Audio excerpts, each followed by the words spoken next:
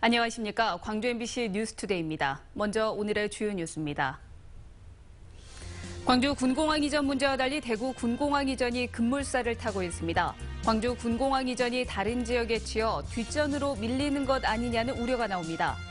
최근 뜨거운 논란이 됐던 이케아 서랍장 어린이 사망 사고처럼 국내에서도 유명 기업의 서랍장이 넘어져 소비자가 크게 다치는 사고가 났습니다. 한칠레 FTA 여파로 위기를 맞은 포도농가들의 폐업이 잇따르는 가운데 품질 하나로 승부수를 띄우는 농민들이 위기를 기회로 바꾸고 있습니다. 사흘 연휴를 앞두고 여수 밤바다에서는 불꽃축제가, 무안에서는 연꽃축제가 열립니다. 최근 미국과 캐나다에서 이케아 서랍장이 넘어지면서 어린이가 사망해 소비자들의 우려가 커지고 있는데요. 국내 대기업이 만든 서랍장도 이케아 제품처럼 넘어져 사용자가 부상을 입는 사고가 발생했습니다. 송정근 기자입니다. 47살 장모 씨는 지난달 여름옷을 찾기 위해 서랍장을 열다 서랍장이 갑자기 쓰러지는 통에 밑에 깔리는 사고를 당했습니다. 팔다리에 심한 타박상을 입은 장 씨는 병원 치료를 받았습니다. 장 씨는 3년 전 구입한 서랍장을 빼내는 순간 다리 부분이 무게를 견디지 못하면서 앞으로 넘어졌다고 설명합니다. 남편이 이제 퇴근하고 집에 같이 있었기 때문에 불렀어요. 부르니까 와서 이걸 해줬는데 만약에 나 혼자 있었을 때는 내가 대처할 방법이 어떤 것도 없었다는 게 제일 두려운 거죠, 이게. 해당 서랍장은 국내 유명 가구 회사인 리바트 제품으로 지난 2012년부터 만들어져 전국적으로 천여 개가 판매됐습니다. 리바트 측은 해당 제품은 일정임을 가했을 때 넘어지는지를 측정하는 KS 기준에 부합하는 제품이라 자발적 리콜 대상은 아니라는 입장입니다.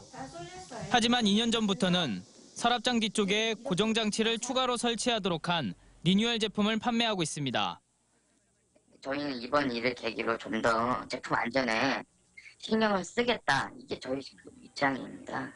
이케아 서랍장 어린이 사망 사고 역시 서랍장 뒤쪽에 고정 철물이 없어 일어난 사고로 서랍장 3만 6천 개 전량을 리콜한 바 있습니다. 이런 사고들로 소비자들의 불안이 커지자 정부 역시 국내에서 유통 중인 국산 서랍장에 대해서도 이번 달부터 안전성 전수조사를 시작했습니다. MBC 뉴스 송정근입니다. 정부가 대구공항 통합 이전에 속도를 내고 있습니다. 이전 건의서 평가를 안 거쳤는데 올해 안에 이전 대상지를 선정하겠다고 밝혔습니다. 이른바 새치기 이전이 현실화하지 않을까 걱정입니다. 김철원 기자입니다. 박근혜 대통령의 말이 나온 지 한 달 만에 대구 군공항 이전 사업이 급물살을 타고 있습니다. 군공항 이전의 최대 난제 중 하나인 이전 대상지 선정 문제를 올해 안까지 끝내기로 국무조정실장이 주재한 TF에서 결정한 것입니다. 이 발표대로 진행된다면 대구 군공항은 이전이 추진되고 있는 광주와 수원, 대구 세 곳 중 가장 나중에 시작해놓고도 가장 먼저 이전되는 공항이 될 수 있습니다. 문제는 대구 군공항의 경우 대구시가 제출한 이전 건의서 평가 일정이 다음 주에 잡혀 있고 여기서 적정 평가가 나올지 안 나올지도 모르는 상황인데도 이전 대상지 선정 일정이 결정됐다는 점입니다. 대통령의 말씀 때문에 이 법이 사문화됐다는 말씀을 하나 드리고 싶고요. 이전 건의서 평가와 이전지 선정의 순서가 뒤바뀐 것 아니냐는 지적에 국방부는 수원과 광주도 이전지 선정을 신속하게 처리하겠다는 원론적인 입장을 밝혔습니다. 네, 대구뿐이 아니고 광주와 수원의 경우에도 국방부에서는 연내에 이전 후보지 선정을 목표로 추진할 계획입니다. 다만 절차대로 진행될지 여부는 지역별 특성, 상황에 따라서 좀 가변성이 있다고 보겠습니다. 대구 군공항은 민간공항과 함께 이전할 예정인데 대구 인근의 3개 시군에서 유치 경쟁을 벌이는 것으로 전해졌습니다. 대구 군공항 이전 건의서 평가는 큰 변수가 없는 한 적정으로 나올 것으로 보여 이전 작업에 탄력이 붙을 전망입니다. 광주 군공항 이전이 다른 지역에 치여 계속 뒷전으로 밀리는 것 아니냐는 우려가 조금씩 현실화하고 있습니다. MBC 뉴스 김철원입니다. 광주 군공항 이전 추진에 대해 전라남도는 관망하는 태도를 유지하고 있습니다. 전라남도는 군공항 이전 후보지와 관련해 국방부의 공식 입장이 나올 때까지 일절 대응하지 않기로 했습니다. 이 같은 입장은 후보지 결정까지 시간이 많이 남은 상황에서 자칫 전남 지역 안에서 불필요한 갈등이 불거질 수 있다는 우려 때문으로 보입니다.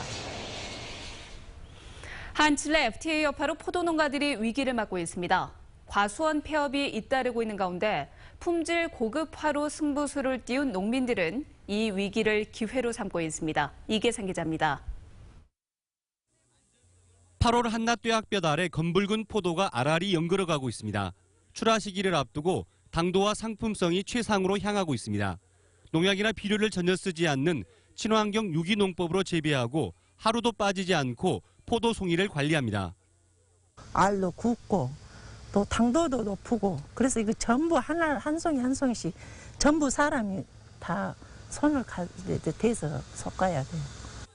맛과 향이 뛰어나고 식품 안전성도 탁월하다는 평가를 받으면서 친환경 담양 고소포도는 일반 포도보다 2배 넘게 비싸게 팔리고 있습니다. 이 같은 고품질 포도는 6년 전부터 고급 와인으로 거듭났습니다. 경북 영천과 충북 영동에 이어 담양이 전국 3번째 와인 생산 지역이 된 것입니다.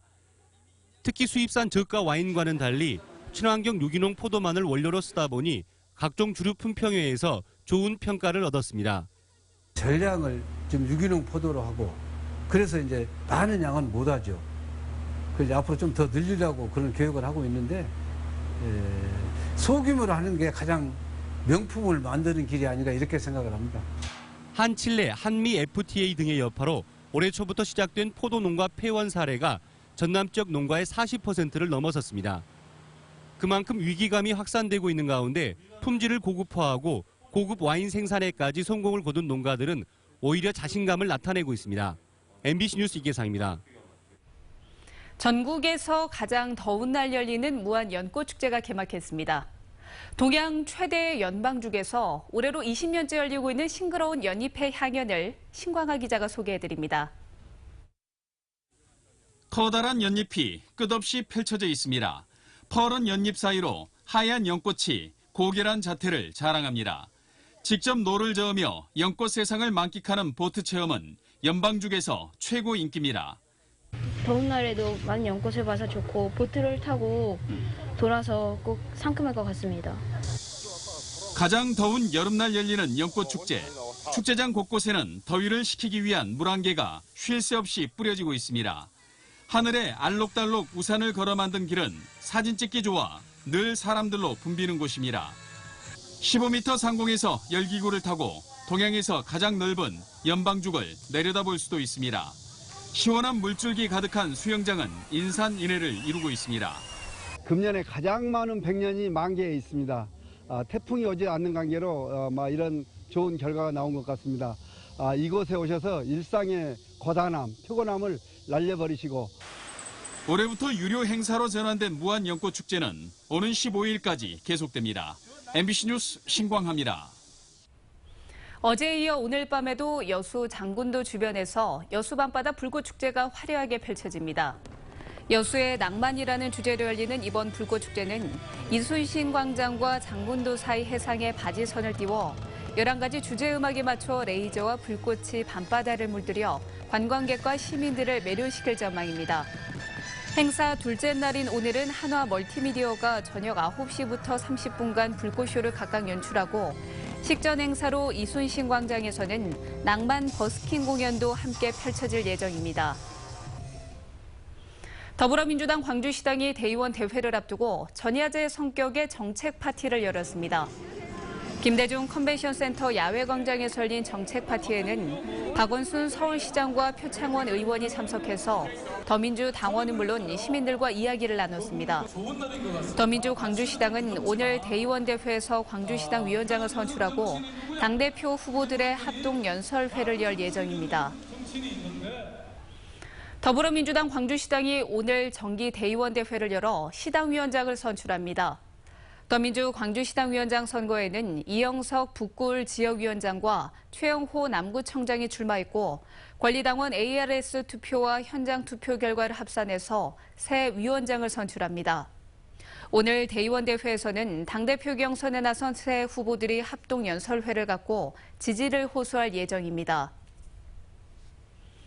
세월호를 온전한 상태로 인양하겠다고 설명해왔던 정부가 세월호 선체에 수십 개의 구멍을 추가로 뚫기로 했습니다. 안전한 인양 작업을 위해서라는데 원인 조사도 못한 선체를 잘라내는 작업이 계속되면서 유족들은 반발하고 있습니다. 양현승 기자입니다. 해양수산부가 세월호 선체 하부, 탱크와 기관실 등에 34개의 구멍을 뚫기로 했습니다. 가로 15cm, 세로 30cm 크기의 직사각형 형태입니다. 인양 과정에서 선체 내부의 물을 신속하게 빼내 세월호를 선적할 플로팅 도크의 안전성을 확보하기 위한 거라고 설명했습니다. 잔존유 유출과 유류품 유실 가능성에도 대비하겠다고 밝혔습니다. 그거는 몇 달 전부터 얘기는 있었어요. 근데 이제 저희가 선수들기 작업하고 하면서 그거에 대해서 구체화된 거는 조금 밀어놨던 상태고 이제 그거를 실행을 하는 거죠. 세월호 선체 일부를 잘라내는 작업은 지난달 29일 선수들기에 성공한 뒤에만 벌써 두 번째. 해수부는 지난 3일 뱃머리 부분에 화물 크레인 기둥이 추후 플로팅 도크를 파손할 우려가 있다는 상하이 셀비지의 요청을 받고 절단 작업을 진행했습니다. 지난 3월에는 선수 부분에 파도를 막기 위해 설치된 울타리, 브로크를 절단했습니다. 이미 인양 준비 과정에서 선체에 93개의 구멍이 뚫어진 상태입니다. 그 안에 9분이 더 계시고 그다음에 우리 유품도 있는데 그걸 어떻게 할 건지 대책이 없는 상태에서 계속 천공만 해야 되면 문제가 큰 소리가 되지 않나. 한편 세월호 특별조사위원회는 천공을 추가로 뚫겠다는 해수부의 결정이 향후 사고 원인 조사를 어렵게 할 수 있다며 우려를 나타냈습니다. MBC 뉴스 양현승입니다. 세월호 3차 청문회가 개최될 예정이었던 사학연금공단이 돌연 장소 제공 계약을 취소했습니다. 세월호 특조위는 지난 9일 사학연금공단과 대관 계약을 맺고 다음 달 1일과 2일 3차 청문회를 열 계획이었지만 공단 측에서 취소 통보를 해왔다며 교육부 등의 외압 의혹을 제기했습니다. 더민주 우상호 원내대표는 특조위가 청문회 장소를 못 구해 전전긍긍한다면 국가망신이라며 국회 차원의 진상규명을 요구했습니다. 전남 진보연대가 경찰의 물대포를 맞아 위독한 백남기 씨에 대한 국회 청문회 개최를 거듭 촉구했습니다. 전남 진보연대는 성명서를 통해서 농민 백남기 씨가 과도한 공권력에 의해 위독한 상태에 놓인 지 270일이 지났는데도 누구의 사과도 없고 책임 소재 역시 가려지지 않고 있다며 더민주와 국민의당이 청문회 개최를 행동으로 보여줘야 한다고 주장했습니다.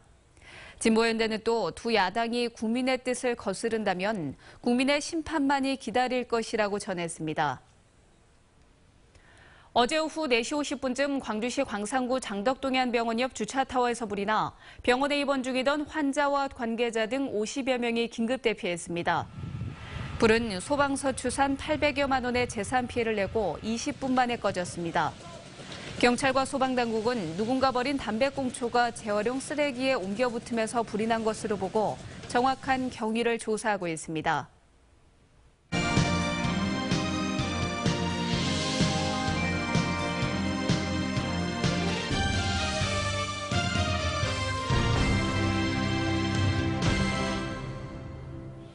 여수 경도 개발에 1조 원이 넘는 투자를 약속한 미래에셋그룹 박현주 회장이 여수를 방문했습니다. 박 회장은 지난 10일부터 2박 3일 일정으로 직접 경도를 방문해서 이번 투자를 결정하기 전 디자이너들과 조사 검토까지 마쳤다며 호텔부터 최대한 빠르게 착공해 투자에 속도를 내겠다고 밝혔습니다. 박 회장은 여수가 예전과 다르게 활기가 넘치고 생동감이 넘쳐서 싱가포르보다 관광 개발에 더 좋은 조건을 가지고 있어 투자를 결심했다고 덧붙였습니다.